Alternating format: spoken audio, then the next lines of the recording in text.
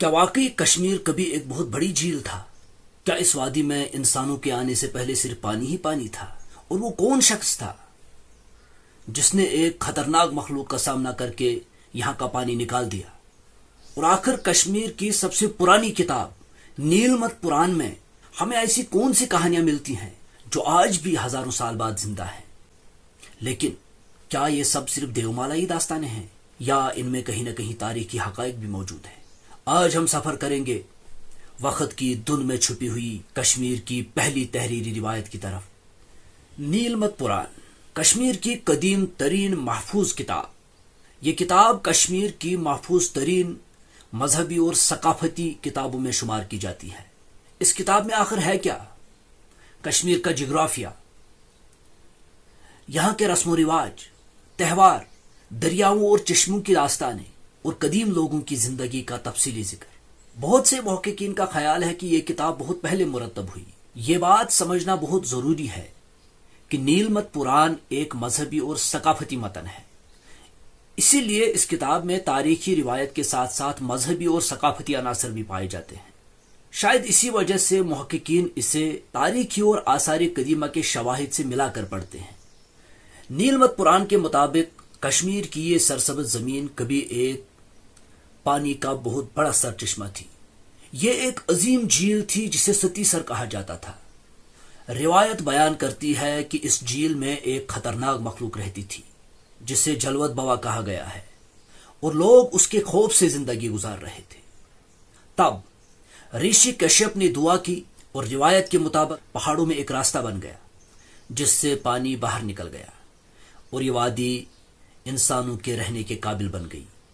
یہ روایت مذہبی ادب کا حصہ ہے، لیکن دلچسپ بات یہ ہے کہ جدید ارضیاتی تحقیق بھی اس بات کی طرف اشارہ کرتی ہے کہ ماضی بعید میں کشمیر کی وادی میں ایک عظیم جھیل موجود تھی۔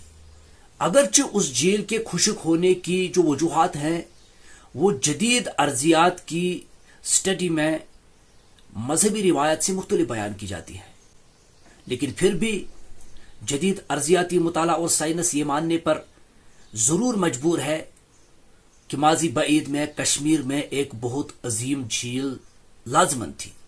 دلچسپ بات یہ ہے کہ نیل مت پران میں چشموں، جھیلوں اور آبی ذخائر کو ناگوں کے ساتھ منسوب کیا گیا ہے۔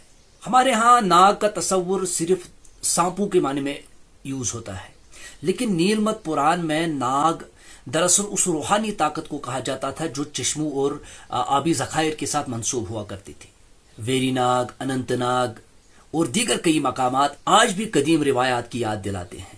کتاب میں ناگوں اور انسانوں کے درمیان ہم آہنگی کی بات کی گئی ہے جو اس دور کے مذہبی تصور کو ظاہر کرتی ہے۔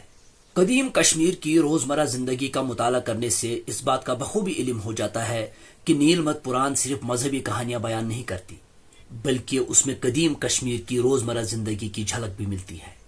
اس میں مختلف تہواروں، زرعی سرگرمیوں، موسموں، کھانے، عبادت اور مختلف معاشرتی رسم و رواج کا ذکر موجود ہے۔ یہ کتاب بتاتی ہے کہ کشمیر کی تہذیب صرف عبادت گاہوں تک محدود نہیں تھی، بلکہ ایک منظم سماجی اور ثقافتی نظام رکھتی تھی۔ لیکن سب سے اہم سوال پیدا یہ ہوتا ہے کہ نیل مت پران آخر کیا ہے؟ کیا نیل مت پران ایک مکمل تاریخ ہے یا پھر یہ مذہبی ادب ہے؟ اکثر مورخین کا کہنا ہے کہ اس کتاب میں مذہبی روایات کے ساتھ ساتھ مقامی ثقافت اور تاریخی یادداشتیں ایک دوسرے کے ساتھ ملی ہوئی ہیں۔ اسی لیے جب آثار قدیمہ، ارضیات اور قدیم متون ایک ہی جانب اشارہ کرتے نظر آتے ہیں تو مورخین زیادہ مضبوط نتائج اخذ کر رہے ہوتے ہیں، اور نیل مت پران کو اسی تناظر میں پڑھا جاتا ہے۔ ہزاروں سال گزر چکے ہیں، لیکن کشمیر کے پہاڑ، ندی، چشمے اور وادیاں آج بھی نیل مت پران کی ان قدیم روایات کی گواہی دیتی ہیں۔ شاید ہر روایت مکمل تاریخ نہ بھی ہو اور ہر تاریخ صرف خشک حقائق پر مشتمل نہ ہو، لیکن کبھی کبھی تہذیبوں کی اصل روح کہانیوں میں زندہ رہتی ہے۔ نیل مت پران صرف ایک کتاب نہیں ہے، بلکہ قدیم کشمیر کی تہذیب، ثقافت اور اجتماعی یادداشت کا ایک نایاب خزانہ ہے۔ اگر آپ کو تاریخ کے ایسے ہی نایاب راز پسند ہیں تو دی میکس کو سبسکرائب کیجیے۔ اگلی قسط میں ہم جانیں گے کہ کشمیر میں بدھ مت کیسے آیا، اشوک نے اس وادی کو منتخب کیوں کیا، اور کیسے کشمیر صدیوں تک بدھ مت کا مرکز بنا رہا. یہ صرف تاریخ نہیں ہے، یہ ہے دی میکس.